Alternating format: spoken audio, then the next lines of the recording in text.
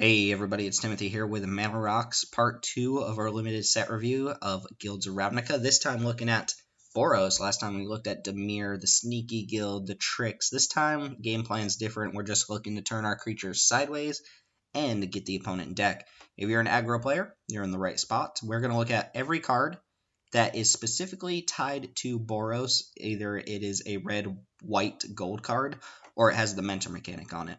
With maybe a few exceptions. So again, if you don't see a red card or a white card in this video, it is either tied to a different guild or it is going to be more of a generic card for the set that we'll cover at the end of this series. It doesn't necessarily mean you can't play those cards in Boros, or some of these cards won't be good in other spots, but I figured that was the best way to do these reviews.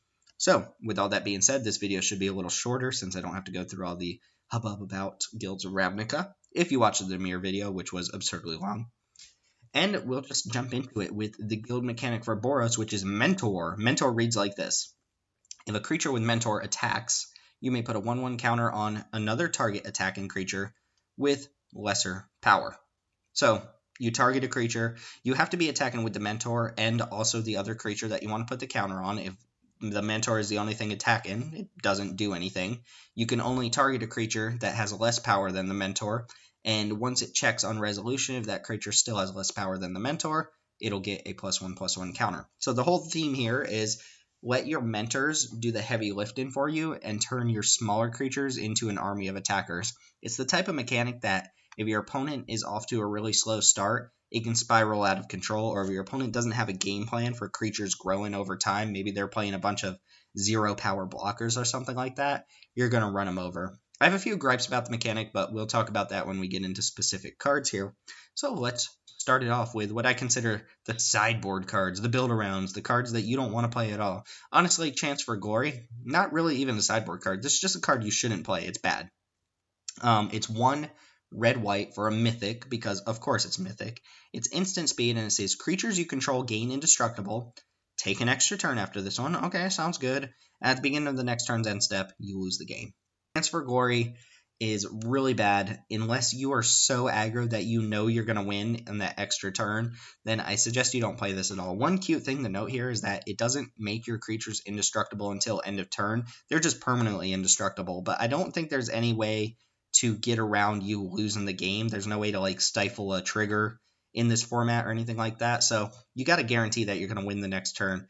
And indestructible doesn't necessarily mean that you're going to pump out more damage. It just means that you can use this in the middle of your opponent's turn to hopefully wipe out a bunch of attackers or something like that, and then try to win with your next turn.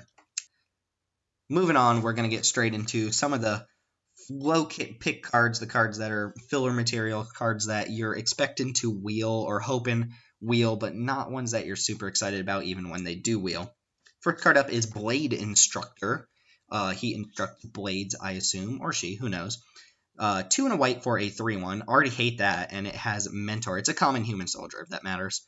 And that's it. 3 mana, 3/1 Mentor. So we played a lot of formats recently that have had 2 mana 3/1s in white, and none of those have been particularly exciting, although they're always fairly playable. A 3 mana 3/1 is quite bad.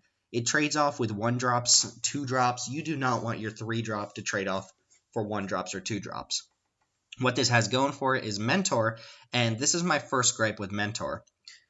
If you attack with this and you attack with a smaller creature, maybe you get a sweet curve of 1-drop, 2-drop, 3-drop, and then you attack with this and one of the smaller creatures, then yeah, you get to pump up one of the smaller creatures, but Blade Instructor is almost always going to trade off in combat. Your opponent's very much incentivized to block this, because if they don't, they're just taking more damage the next turn, right? So I really think this card is bad, and we'll see this in a couple of the other Mentor creatures that if they're low toughness and they're not really super playable on their own, then I'm not really that excited about it. It's not like you get paid off a lot to trade off your 3/1 and then make a 2/2 out of your 1/1 or something like that. So Blade Instructor kind of has a thumbs down for me, but if I really need to fill out my curve, then 3 power for 3 mana is doable. Just 1 toughness, not looking too good. Same lines, we have Barging Sergeant. This is 4 and a red for a 4/2 common Minotaur soldier. It has haste and Mentor. So take away Mentor from this. 5 mana, 4/2 haste is not a card I'm interested in playing. and then add Mentor to it, and we have the same exact problem that I mentioned with Blade Instructor. This is a card that can surprise people, sure, if you're playing maybe the mirror match and it comes down to a race, or if you just really need to get a counter on one of your smaller creatures, then Bargain Sergeant's going to do the trick, but it's going to trade off in combat. Unless you pump this, which you're probably not going to since you're obviously attacking the turn you play it, then this card is just going to die to your opponent's 2-drop. You don't want your 5-drop to trade off for your opponent's 2-drop just to get a counter on one of your smaller creatures, and you have to be in a position where the smaller creature gets to attack too. If your opponent just has a bunch of creatures that they can trade off for your smaller creatures, your mentors can't get in there. So you'll see some of the better cards in Boros are the mentors that have evasion or have built-in ways to get around just trading off with creatures. Right here at the bottom of the list, we're looking at the ones that are more likely to just die in combat at the expense of giving one of your other creatures a +1/+1 counter. Same idea, we have Hammer Dropper, dumb name, 2 red-white for a 5/2 common giant soldier, and it has Mentor. That's it. That's what you get out of your gold card for Boros. Thank you. A 5/2 Mentor for 4, I guess is a little bit better than a 4/2 for 5, but it trades off in combat. Your opponent's going to be able to kill this with literally anything they block with. Should probably take this moment to go ahead and check, since I've already thumbs down 3 Mentor creatures in a row, that Mentor does play really, really well with removal spells and pump spells. If you can pump up your Mentor, then you're going to be able to mentor multiple times, right? If you can use combat tricks to make sure that your mentor creatures can attack and get through, maybe something that gives first strike or something along those lines, or if you can just remove your opponent's blockers out of the way, then mentor goes way up in value.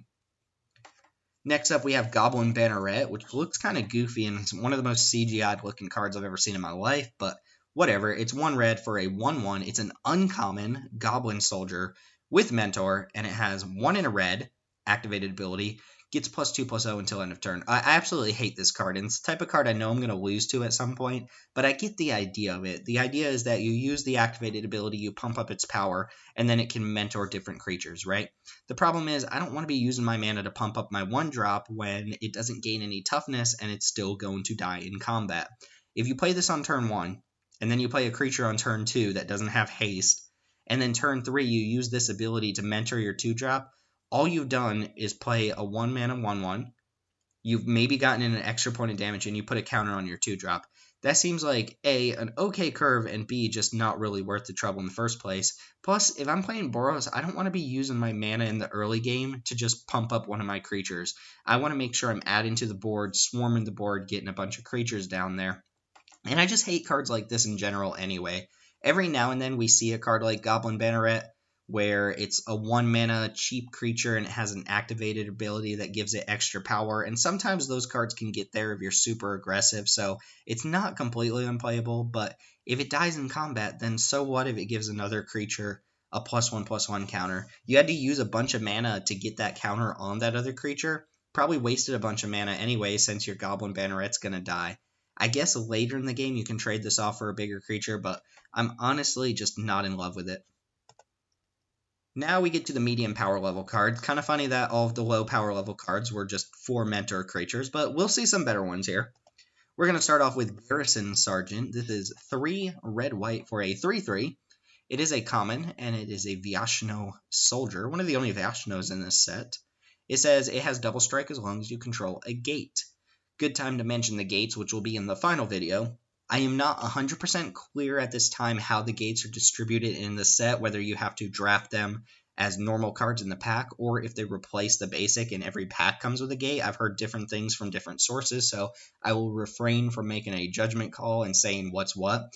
But if a gate does come in every single pack, this card seems like it's going to prove pretty good. It's not too hard to pick up a gate, and honestly, if I was interested in giving this card double strike, I might even play an off-color gate. Like, I would play potentially a red-blue Is It Guild Gate if it meant that my Garrison Sergeants have double strike, right? I still get the red mana. It's not ideal. I would rather just have a Boros Guild Gate, but if it means that I'm playing 5-mana 3/3 double strikers, then I'm pretty happy with it. Great card to put Mentor on if you have anything that has more power than this and Mentor. And if you don't have a gate, then 5-mana 3/3s, not great, so medium power level is where this card's going to be for now. Perhelion Patrol is 3 and a white for a 2/3. It's a common human knight. It has flying, vigilance, and mentor. That's what we're talking about. Mentor on a flyer. That's fantastic. This has low enough power that it's going to be mentor up a decent creature, right? It's going to be mentoring up your 1-drops, but it has high enough power that's an actual threat in the air that your opponent has to deal with. It has vigilance, so it blocks just as well as it attacks, and it's going to pump up one of your other attackers on the ground. This works really well with other flyers, in my opinion.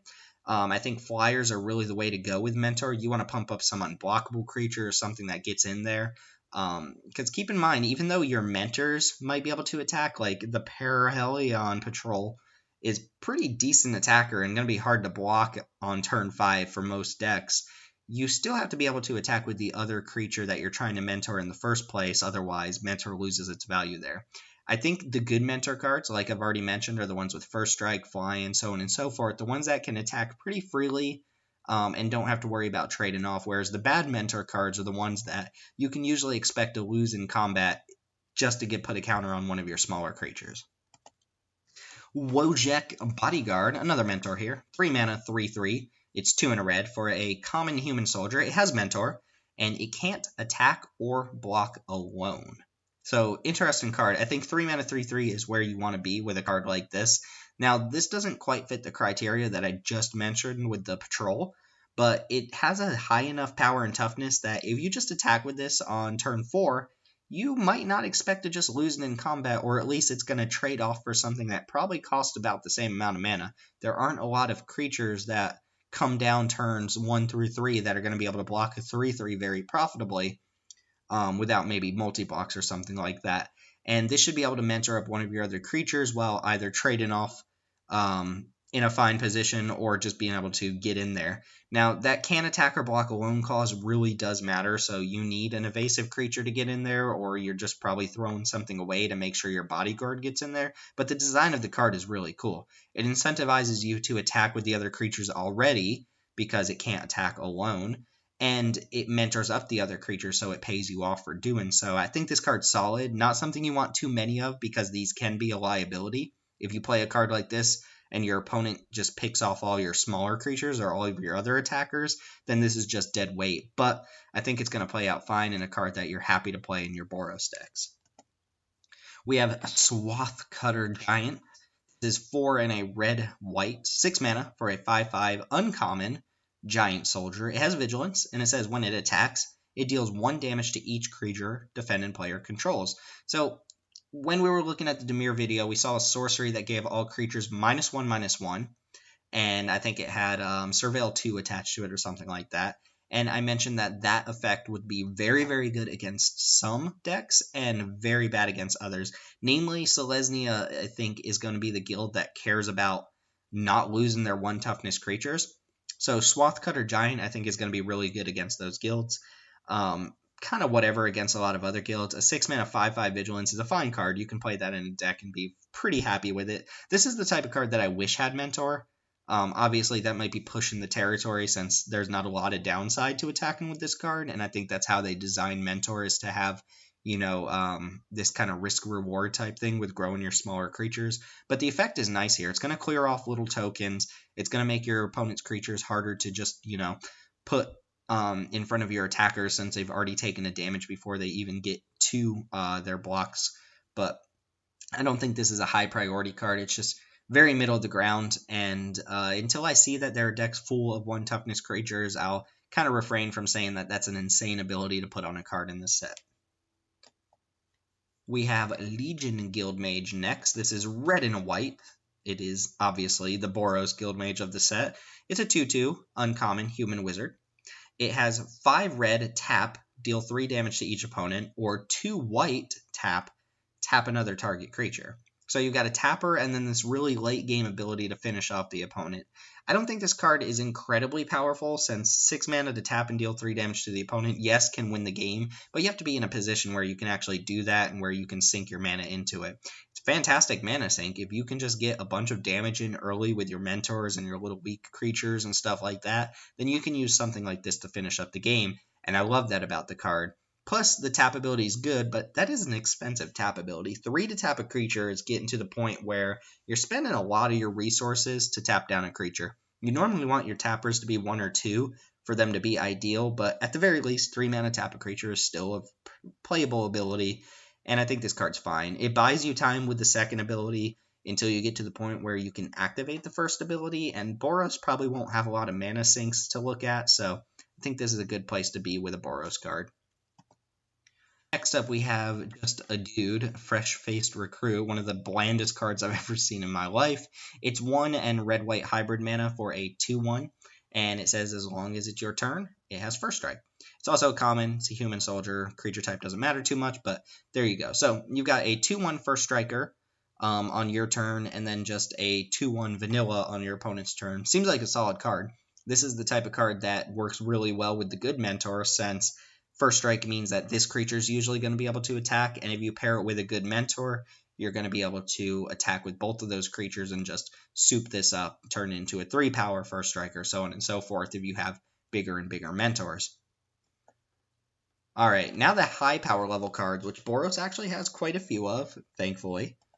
First up is Sunhome Stalwart. This is 1 and a white for a 2/2 uncommon human soldier. It has First Strike and Mentor. So compare this to a 3 mana 3/1 Mentor. This card's just going to be able to attack way more often.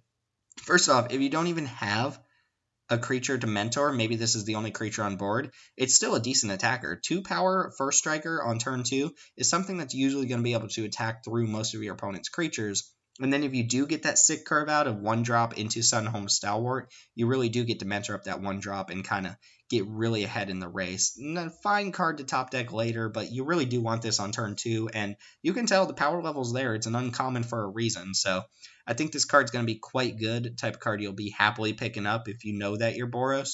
Type of card that you'll pick much, much higher once you are Boros, but in a weaker pack, I could see picking this up in the first pack fairly highly. Boros Challenger, very similar card, is red-white for a 2/3. It also has Mentor. It's an uncommon, and it says 2 red-white activate. Boros Challenger gets +1/+1 until end of turn. So just ignoring all the abilities, in Boros, I would definitely play a 2-mana 2/3, and putting Mentor on top of that makes this card quite good. 2-mana 2/3 is going to be able to attack into basically anything your opponent can play by turn 3, with a few exceptions. Assuming they don't remove this, this is another card that can just steal things very early on and make it very difficult for your opponent from the early stages of the game if you get that sick curve out of 1-drop into 2-drop. Keep in mind, Boros decks are going to want 1-drops way more than you would naturally want 1-drops in most formats. The activated ability is fine. It's very similar to the Banneret. It's not insane or anything like that, but it does mean that once you get to turn 4, it lets you mentor up the same creature, because imagine you play a 1-power creature, then you play Boros Challenger, and then on turn 3 you attack, you mentor up that 1-drop creature, it's now a 2-power creature. You can't mentor anymore, right? Because Boros Challenger is now tied for power with that creature, but the activated ability means that you probably get to mentor at least once, and then for some reason, if your Boros deck gets to 8 mana, you get to activate this twice, so fine card. I think it's quite good, and very similar to the Stalwart in that I would just pick it up early and be pretty happy to play in every Boros deck I draft. Integrity or Intervention is our first split card. This is the uncommon. Integrity is a single red-white hybrid mana, so 1 mana, instant, target creature gets +2/+2 until end of turn. This is actually a neat effect because you can use it on a Mentor and then get an extra damage that way, and then attack with it and grow a creature that you might have not been able to grow because of Mentor. You can also just use it as a combat trick. It also might be able to get in on the creature that you're mentoring, right? So very versatile. I think this card's going to be a lot stronger than +2/+2 normally is, and 1 mana is a decent deal for that anyway. Intervention is 2 red-white. For an instant, it says deal 3 damage to any target. You gain 3 life. So a 4-mana Lightning Helix, still a good card at 4 mana. I would play this every single time. And even though Intervention is not the hybrid card, so you can't really just free roll it in Selesnya, it's the type of card you would splash for very often in just any of your white decks, or I guess any of your red decks, right? You would play Intervention in Izzet, for instance, just because the second half is a great removal spell if you can get the fixin' for the white mana. That leads us into Swiftblade Vindicator, a single red and a single white for a 1/1 rare human soldier, and it has double strike, vigilance, and trample. So when you look at this card, you think to yourself, why is this a rare? Like a 1/1 double striker for 2 is essentially a 2/2. That's not great. Vigilance, okay, whatever. Trample, okay, whatever. Well, then you think about Mentor, right? This is the dream card to have in a Mentor deck. Whenever you attack with this and then basically any Mentor, you get to pump this into a 2/2 double striker, which is already great for your 2 mana investment. And if you ever get a third counter on it, you're talking about a really strong card here. Next up, we have Justice Strike. Red-white for an instant. Target creature deals damage to itself equal to its power. Seen this type of effect before, and it ranges from really, really good to really, really bad. If your opponent's playing the wall deck, well, sorry, you just got a bunch of spells that don't do anything. But if your opponent's playing basically any real deck that has, any number of creatures, you'll notice that they just have a lot of symmetrical power and toughness in this format. And Justice Strike should be able to take out, at least half of the creatures in your opponent's library or something like that. You can't expect this to kill every single creature, so it's not the best removal spell for every situation, but it's going to be good enough in most situations that I think you should take it highly and be pretty happy to take it. Next, we have Sky Knight Legionnaire. I'm probably rating this a little bit too highly. It's a great card, but having played with this card in both the other Ravnica sets, I'm happy to see it back, and it's always played out really well, so maybe it deserves to be in high power level, but there's kind of like a nostalgia lens on this card, to be honest. Those who haven't played with it, Sky Knight Legionnaire is 1 red-white for a 2/2. It's a common human knight. It has flying and haste, so you just have a flying, hasty 2/2 on turn 3. It's a beatdown card. It's fantastic. It plays really nice with Mentor. It plays really nice with pump spells. It basically doesn't have toughness because you never block with it, and it's the type of card that can get you rolling pretty towards a win with a Boros deck. It just adds up damage very quickly, plays well in multiples, so on and so forth. Simple design, card that we've seen before, and it's been quite good every time we've seen it. True Fire Captain is the, I don't know what you want to call these cards, but the hard to cast in non-Boros decks Boros card, I guess. It's red, white for a 4/3 uncommon human knight. It has Mentor. Mentor on a 4-power creature that's actually good is pretty decent. It means it's going to be able to pump up your 3/3s into 4/4s and turn your little creatures into actual threats over time. And it says whenever it's dealt damage, it deals that much damage to target player. So it's worth noting this cannot be redirected to creatures, so this will not punish your opponent too much for killing it. I don't think the card is insane. I think Mentor is actually the thing that makes this card pretty decent here, not necessarily the second ability. Since the second ability is like a minor little annoyance for the opponent, if they're playing red, then they might have to use a burn spell to kill it, but a lot of other colors can just get this off board without actually ever dealing damage to it. Black has a lot of ways to just straight up destroy target creatures, and True Fire Captain will not shine there. So while I don't think this is the best of the cycle for its individual guild, I think it's a card you'll be happy to play on. Again, with Boros, this is the type of card nobody's splashing for. Some of the other cards with this kind of mana cost to them might really push the boundaries of whether they're splashable or not, but True Fire Captain is not a card that non-Boros decks are interested in at all, so here's another reward for you, basically, if you're drafting Boros. Next up, we have the super overrated Legion War Boss. This is 2 and a red for a 2/2 Goblin Soldier. It's a rare. Oh, cool. 3 mana, 2/2 rare. What's it do? It has Mentor, which, everything in this video has Mentor. And it says at the beginning of combat on your turn, you create a 1/1 red Goblin creature token. It gains haste until end of turn, and it attacks this turn if able. So you get the idea of the card, right? You make a goblin, you attack with the goblin and the war boss, you get to put a counter on the goblin. So essentially, you get to make a 2/2 every turn if you're in a position to be attacking with the war boss. Now, the thing is, the war boss doesn't have to attack. It's not exactly like, what's that card called? Goblin, you know what card I'm talking about. The other one that people compare this to that I can't think of right now. But if you're not in a position to be attacking, then essentially you just make a 1/1 that gets to suicide into your opponent's creatures every turn. That can go poorly in some situations, like if your opponent has a big lifelinker on board, that's not really a good position to be in. But under most circumstances, if you can back this up with removal, if you can back it up with pump spells, if you can back it up in any way, shape, or form that you get to attack with the war boss, then it should pay you off quite a bit. It's also the type of card that it looks very similar to some of the early mentors I mentioned in this video, where it's just a little bit overcosted for the raw stats and it trades off in combat. But the difference here is that if your opponent doesn't answer War Boss, or maybe they just don't have a blocker, then War Boss just single-handedly wins the game. If your opponent can't deal with the War Boss on the first turn, then presumably they're not going to be able to deal with it necessarily for a couple turns, and this is not the type of card you can just let your opponent freely attack with turn after turn after turn, especially since it pumps up each goblin each turn when it attacks. I don't think this card's insane. I definitely didn't put it in the bomb category, and there are times where this card's just going to be straight up bad. Like, if your opponent plays a 3/3, what do you do? Like, just played a 3-mana 2/2, sorry. But I have to acknowledge that there are times where this card is just going to steal a game, and it's going to be pretty brutal when that happens. The other split card for Boros is Response or Resurgence. The first half is an instant. This is the rare, by the way. It's double white-red hybrid mana. So 2-mana instant. It says deals 5 damage to target attacking or blocking creature. That just seems like a great effect to me. That, even if I completely ignore the second half of this card, would be something I play in any Boros deck. Basically, any Selesnya deck, any red or white deck, I would play Response in. It's at its best. It's most castable in a red-white deck, but you could consider this double white 5 damage or double red 5 damage. And yeah, these effects are never insane, right? They only deal with things in combat, but 5 is enough to take out, virtually anything. And Boros does want these sorts of effects, because even if they block a mentor and you kill the response, yeah, you don't get the damage in off the mentor, but at least you got to mentor up one of your smaller creatures. So these effects are nice for Boros. Resurgence, the other half, is a sorcery. It's 3 red-white, so 5 mana for a sorcery, and it says creatures you control gain first strike and vigilance until end of turn.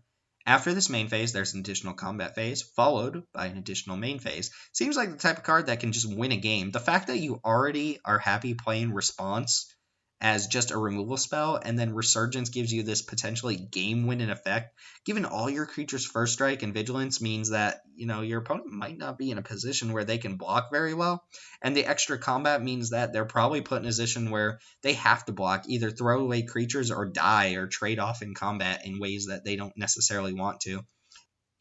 And then we have our bombs, our first pick, our Boros bombs. First one, Light of the Legion. Sweet art. 4 double white for a 5/5 rare angel with flying and mentor. And when it dies, put a 1/1 counter on each white creature you control. That's quite a bit there. So ignore the last ability. 6 mana 5/5 flyer is already a decent card. That's a good finisher for a Boros deck. Boros is going to need probably some help pushing through the last little bit of damage, even when you get those quick starts. Once the opponent stabilizes and you can't attack with your mentors or small creatures anymore, you got to find a way to close out the game, and a big flyer can do that. Mentor on top of that is really nice, and the high power mentor creatures are sweet because they're going to be able to grow your 4 powers into 5 powers and your 3/3s into 4/4s. The higher the power on a mentor creature, the better it is. And you can see that in the designs of some of the ones I poo-pooed early in this video. I just don't like them very much, but the more power a mentor creature has, the more options it gives you. And then this one pays you off when it dies, so if it goes unanswered, probably going to win you the game, or at least get your opponent super dead. And when it does go answered, your opponent kills it by conventional means, destroy target creature, you get to just pump up all your white creatures. Kind of weird that it doesn't pump up red creatures, but you can see that they made it so that it works in Selesnya too, right? Because you're going to play this card in any white deck. Definitely something I'm first picking, very happy to have, and I think it's going to finish a lot of games.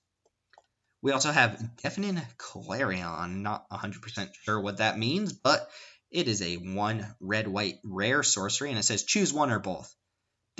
Deafening Clarion deals 3 damage to each creature, and or creatures you control gain lifelink until end of turn.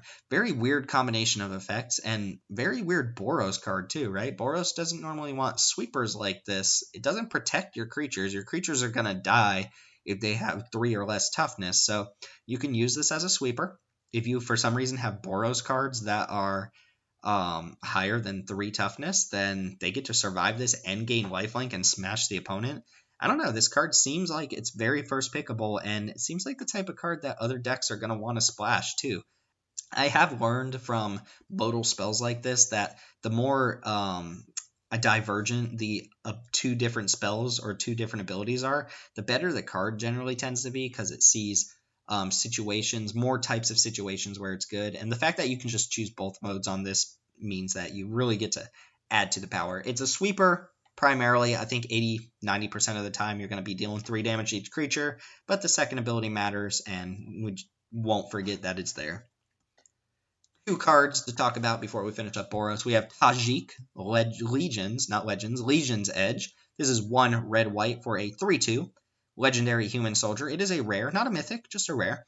It has haste, so 3 mana 3/2 haste is something that I'm interested in Boros. It also has mentor, so this is a type of card that curves out insanely well with some of the other creatures. 1-drop, 2-drop, 3-drop haste is pretty brutal. It says prevent all non-combat damage that would be dealt to other creatures you control. So it makes all of your other creatures immune to like burn spells or, Deafening Clarion. You can cast that and only lose Tajik. The rest of your creatures will survive. Do note that this does not prevent non-combat damage to itself. Tajik will die to non-combat damage. And then on top of that, red-white gives Tajik first strike until end of turn. So it's the type of mentor that can be a little bit tricky, right? Your opponent blocks, you can give it first strike, or they don't block, you don't have to give it first strike. But mentors that have first strike or can gain first strike, again, like I said, the mentors with evasion, fly, and first strike, those are the best mentors. If you can give them menace, stuff like that, they really go up in value. So I think this is a bomb. I think this is going to be a first pick card and the type of card that says, all right, we're Boros, we're doing it. Let's draft the 1-drops, the 2-drops, and make this thing work. And last but not least, we have what seems to me to just be an absurd aggro card in this format, but Aurelia, Exemplar of Justice. This is the final card for Boros. It's 2 red-white for a 2/5. It is a mythic rare angel. Thank God it's a mythic. It has flying. It has mentor. Yeah, mentor, 2 power. Great, wonderful, thumbs up. But wait, it says at the beginning of combat on your turn, choose up to 1 target creature you control. Until end of turn, it gets +2/+0 in trample if it's red, and gains vigilance if it's white. So on the base level, what you do is you target Aurelia with her own ability, right? That turns her into a 4/5 with trample and vigilance and mentor and flying, and also screw you opponent, you're dead, right? You get to attack with this pretty freely. Vigilance means that it's still left on blocks. It has 5 toughness, so it can block, almost anything in the format. The +2/+0 means that it's going to be able to mentor up almost anything. And the trample means that your opponent is not chump blocking with those birds. They are dying, and they are taking a bunch of damage. Now, that's just the base level, right? Using Aurelia's ability on herself. And if you use it on a different creature, you still have the option to attack with Aurelia. Just Mentor gets way worse when you use her ability on another creature. But if you have a creature that needs trample or needs vigilance or something like that, then you can definitely use this on other creatures. Note that if you target just a mono white creature, it does not get +2/+0. It only gains vigilance. So you're looking to use this ability on red-white creatures specifically. Use this on those first strikers, right? If you have a red-white first striker, which I'm not 100% sure we saw a bunch of those other than Tajik, then this card gets really out of hand. And on its base level, 4 mana, 4/5, flying, vigilance, trample, first strike, menace, rampage 2, banding, like I don't know what's up with white rares and just having ability and abilities, but I think Aurelia is insane and one of the stronger cards in the set. Definitely the type of card you slam and then, just like Tajik, say, you know what? I'm drafting Boros this time. We're doing it. Let's aggro. Let's win. So that is going to cover all of our, what is this guild? Boros, Guilds of Ravnica cards. And just quick reminder, if you didn't see a red-white or a red card or a white card on this list, that means it's a generic red-white card. It is not tied to the guild necessarily, and we will see those at the end of all these videos. So if you're still here for some reason and you're just like listening to me talk about cards and tripping over my own words, then you will know that Golgari is the next tribe, and we'll be looking at overgrowth or undergrowth or whatever kind of growth Golgari has, and we'll see how graveyard shenanigans stack up in this set. So that's going to go to Ed and cut it for the Boros cards. Thanks for watching. My name's Timothy with Manorock. Stay tuned for the next guild. We got 3 more to go, and then a couple more wrap-up videos after that. And we'll see if we can get them all out before the pre-release. Thanks for watching. My name is Timothy with Manorock. See you all there.